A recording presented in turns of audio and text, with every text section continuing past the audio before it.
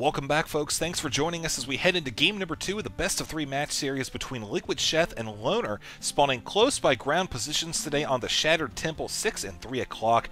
Currently, Sheth is down 0-1 against Loner, who is a relatively new player to the pro scene. From what I understand, he is from China, hasn't really scored too many fantastic wins, but on the world stage at least. But I mean, hey, this guy has already shown he has got what it takes to be here in the Blizzcon Invitational. Now, with the positions being what they are, it's going to be a little bit, the cards will be a little stacked against Sheth. Terran versus Zerg, really just going to be asking for Hellion Harass at the natural. Pressure down here, we could expect to see a bunker with the Marine if Sheth decides to go for that early expansion, which, I mean, really, so far, there's no reason to say he's not. Looking around here at the main base, we see the Overlord is going to spot that his opponent is not in the 9 o'clock position. So, moving forward, we're going to kind of expect to see a transition into pretty typical Marine siege tank play. I wouldn't expect it to go too far past 2 bases, although it certainly could. The thing would be, if it does, then it's going to be pretty odd situation for the Zerg moving forward, because he's going to have to, if he wants to expand, he's going to have to come up here, take this. The high yield is going to be highly contested, and obviously down here as well, very difficult. Whereas the Terran player, you know, he can just float up a command center over here, pretty much just take any one that he wants. He can even float one back here and keep it safely behind the rocks and be relatively secure. So we'll see what happens here today, as Sheth has just dropped his hatchery at 15 supply. Back up to 16 now. And looking up here, Loner actually deciding to go for a gas first. This could be indicative of a factory leading into that Hellion Harass I was talking about. Getting a reactor in the factory, sometimes you see that a good bit. You don't quite see the tech lab as much as you used to because of the recent nerf reducing that extra damage from 10 to 5. Still see it from time to time, but really not that frequent. So, anyways, like I said, we're probably going to see more traditional Reactor Hellion into Siege Tank Marine. And as far as the Zerg player goes, Sheth has shown he really does favor that Ling Bling Muta style of play. Haven't seen too much in the way of Infestor play from him so far today, but of course, things could always dramatically change here. This is a vastly different matchup than the one we saw on Shakura's Plateau, where they were spawning cross positions, plenty of room to grow. These guys are going to feel cramped from the first minute, and check this out, Sheth actually bringing down his drones, ready to mine, but quickly brings them over to defend against the Marine and the SCV. Pretty much what he's doing here is he's not wholly committing, because he knows that he could take a little bit more damage by that Marine if he kites it around, but he knows if this expansion finishes, that the Terrans are very much less likely to commit to throwing down a bunker here, because that creep is going to allow the Spine Crawler to outrange the bunker and eventually leading the Terran player forced to retreat anyways, with a lot more money lost as a result of that pressure. So a few Zerglings have popped out. They're pretty much just going to come up here, check out the bottom, and maybe poke up the top. That's going to be about it. Likely, the Watchtower won't be too crucial until the later stages of the game, if we make it that far to where we have expansions on this side of the map. Again, this is going to be the main passageway, and of course this high-yield expansion. Honestly, I'm going to be really surprised if either player tries to take that. If anybody does, it'll probably be the Terran, unless the Zerg is feeling really ballsy. So we'll see what happens in that area. Second Queen has popped up, as well as a Roach Warren.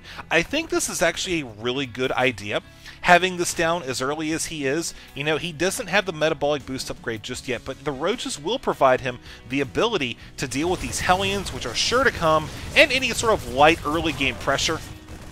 You know, Zerglings can only do so much, and man, this Queen has got to be very careful. Zerglings going down as well. Nice little push from the Terran player. Will he be able to actually do any serious damage here? He's already taken out a couple drones. He's just focused on hiring them down. Doing a pretty good job of it as well. Nice micro with the Hellion, just barely letting that drone be close enough. Got to watch out, though. Those Queens are out for blood, and they get it. Queens right now, 2 kills and 4. Looking ahead, we do have continued Roach production. I think this is a really good idea at this stage in the game. If he's actually able to come up here and pressure with the Roaches, using one to spot up here, he could take out the depot. He may even be able to take out the tech lab and delay that stim pack, which would buy him some much needed time moving forward to get his expansion repopulated with the drones that he lost a short time ago. Now here the Roach is actually deciding to come up, but the siege tank does pop out and will be... Oh, nice pick off of the Marine. He will be able to drive the forces back. Good play by Sheth, but Loner just moving forward with his build was in a good position to stop it. So Stim will proceed forward. The SCVs do still kind of hang around. That's a pretty good call, actually, although Zerg has got to be careful. Will he be able to delay this? Oh, man, I think he's going to repair it.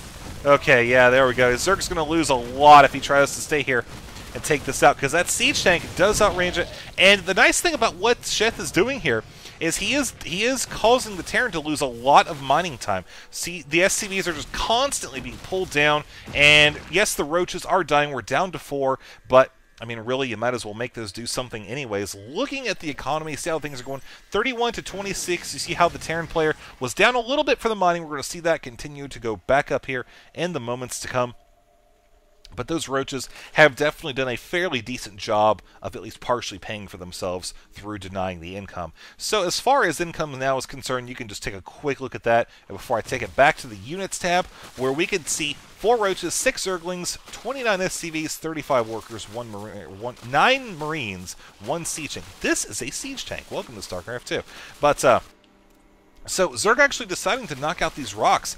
A little curious. I'm really wondering if he's going to try to just take this expansion, which, like I said, it would be kind of a risky move. Terran having immediate access, the ability to lay down siege tank suppression fire from this angle over here, and plus over here to this area if he so chooses. But we'll see what happens. I mean, I'm sure he can pull it off, but I mean, keep in mind, he's also making 11 drones right now, so the man is definitely looking to expand here. In the moments ahead, of course, he's going to want to cap off these geysers soon as well. As we do approach the 10-minute mark, we're going to see him go into Tier 2, where we're going to start to see if he's going to be going that familiar Mutalisk tech that he went in the previous game, or if he's going to be going with Infestor again.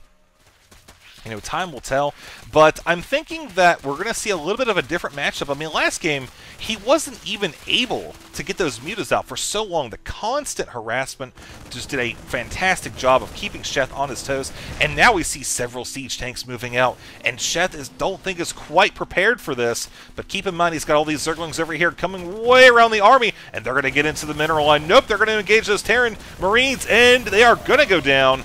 Got to watch those SCVs, though, as the attack is at least marginally delayed. Those Marines really could have been solid reinforcements down there, but keep in mind, he's already lost a decent number of SCVs. He was able to bring back most of them. Okay, that's fine. But now Roach reinforcements as well as additional Zerglings going to come up here and engage. Forces getting a little split up there. We'll see how this actually ends up as Sheth does start to lose all of the Roaches. Will it be for nothing? He has managed to pick off several SCVs, at least, again, delaying the attack. You see, he's also managed to drive the forces away as well while that was taking place. So very interesting play by Sheth. Good, I don't want to call it a comeback, but good way to bust out of a defensive situation. Put himself in a great spot.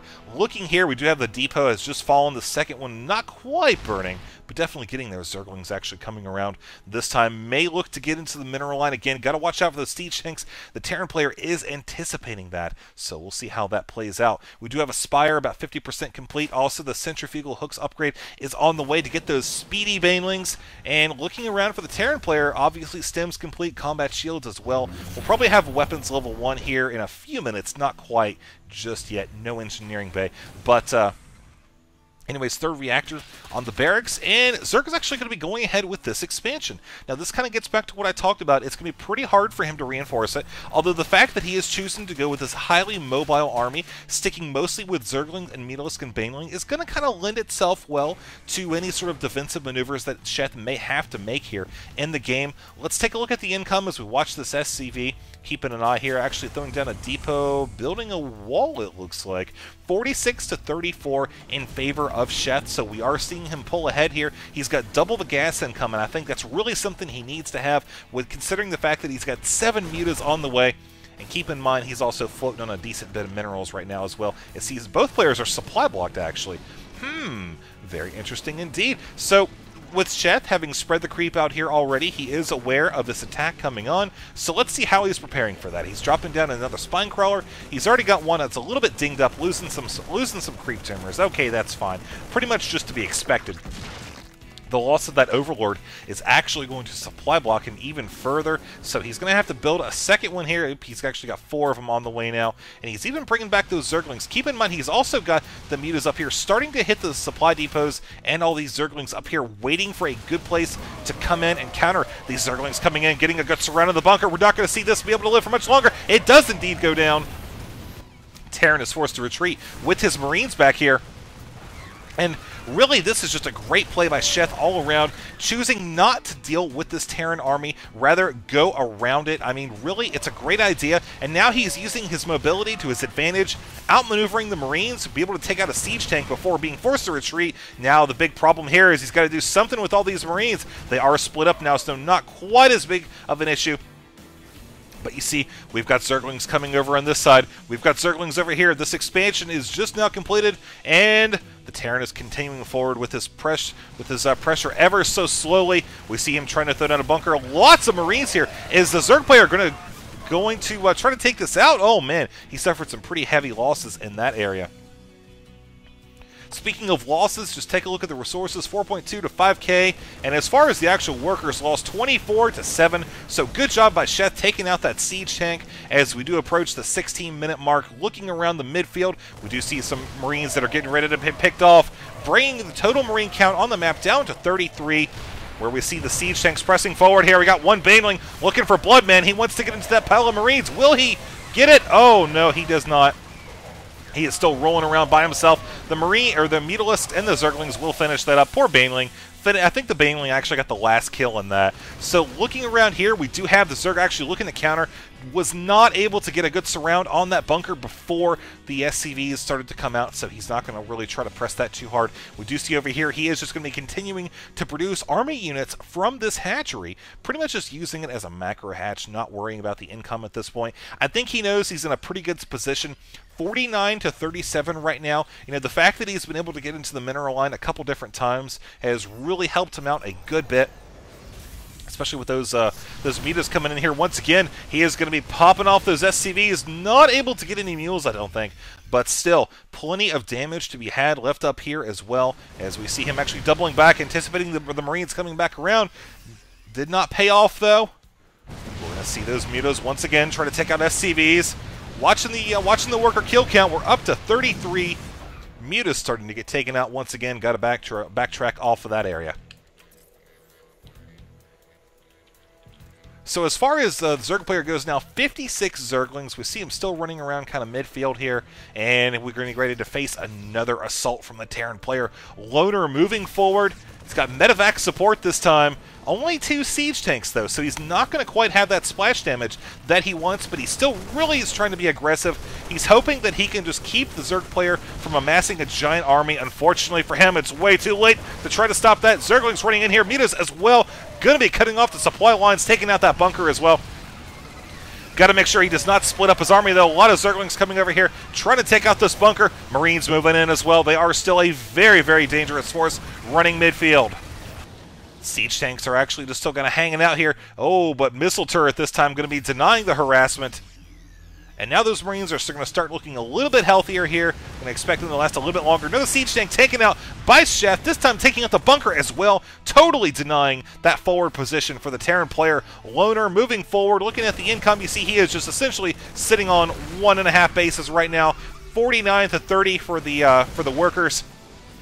We've got weapons 1 for the flyers, ground armor level 2, and 1 ballsy Zerg coming over and challenging the entire Terran army, and now we have Sheth moving forward in midfield again. I think the Terran player knows what's going on. He has kind of brought himself back to the siege tanks. There are so many mutas, though. Fantastic Baneling hit. Going to take out the rest of this Terran army, and now we're going to see Sheth press forward without a lot to challenge him.